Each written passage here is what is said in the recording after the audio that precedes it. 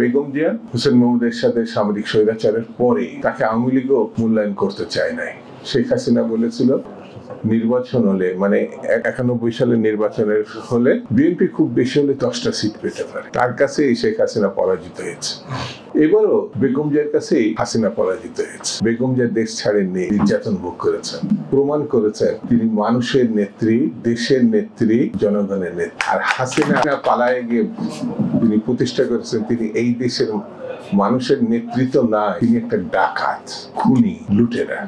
অর্থাৎ ভাবা যায় তিনি ভারতে গিয়ে আশ্রয় নিয়ে এখনো বাংলাদেশের বিরুদ্ধে ষড়যন্ত্র করছেন, এবং যে ষড়যন্ত্রের কারণে বাংলাদেশে অতি সম্প্রতি আওয়ামী লীগরা আবার অনিরাপদ হয়ে গেছে। বিশৃঙ্খলা আমরা পছন্দ করি না, সরাসরি বিএনপির পক্ষ থেকে বলেছে, কিন্তু উস্কানি দিলে তার পরিণতি তো তাদেরকে ভোগ করতে হবে।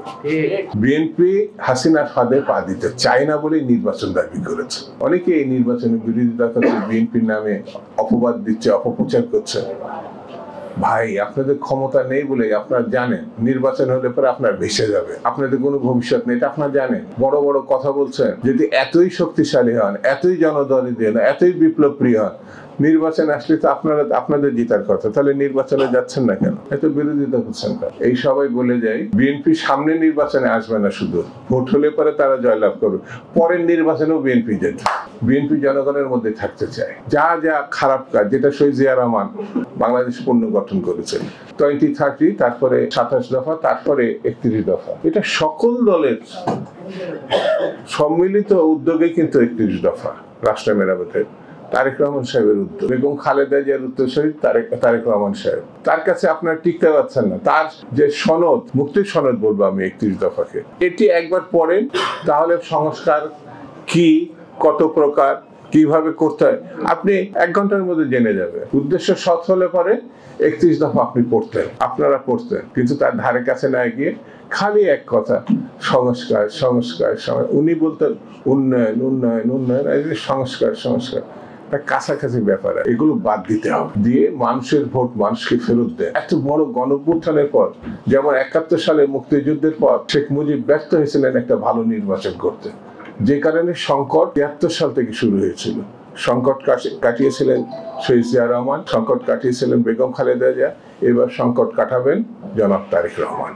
এখন অনেকেই বুঝতে পারছে না, এই 1 মাসের আন্দোলনের বাইরে 16-17 বছরের একটা আন্দোলন আছে। এখানে এমন কেউ নেই যার বিরুদ্ধে 2-4টে কেস নাই, এবং সেই কেস এখনো প্রত্যাহার করা হয় নাই, প্রত্যাহার করা হয় নাই।